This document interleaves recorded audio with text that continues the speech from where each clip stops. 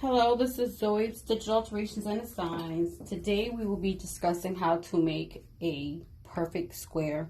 Basically, you're trying to make the seams of the square line up like this instead of like this. This I made many years ago when I began quilting, and I was making some things for my kids, and I was trying out, different methods to making designs and stuff. And as you can see, it's still like this. So I had did this, put it up, so that I get back to it yet later. About 17 years later, I'm back to it.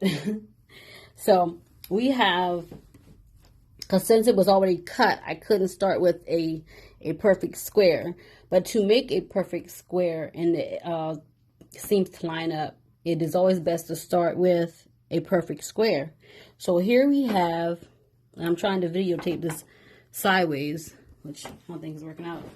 Okay, so here we have one method, which was I took the rectangles, put them right side to right side, and then I ironed them in half like this. And then I took my 4" by 4" ruler and I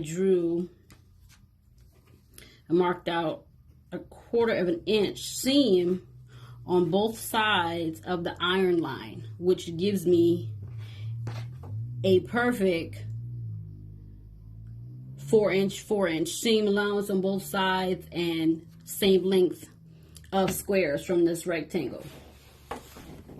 Now this right here turned into this. They look a whole lot better than they did many years ago.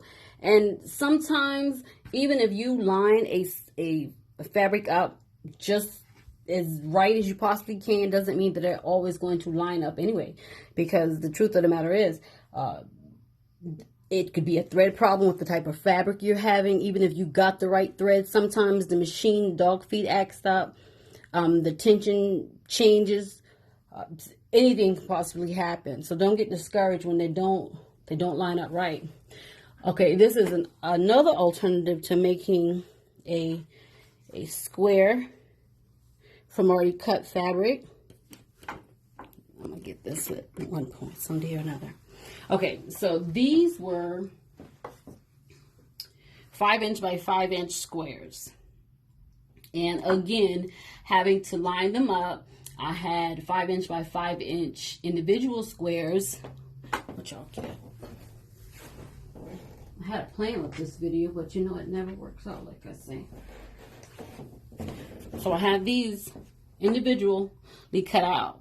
But again, the same thing was happening. And you can sew all day and get exhausted. So sometimes the lines just move around on you.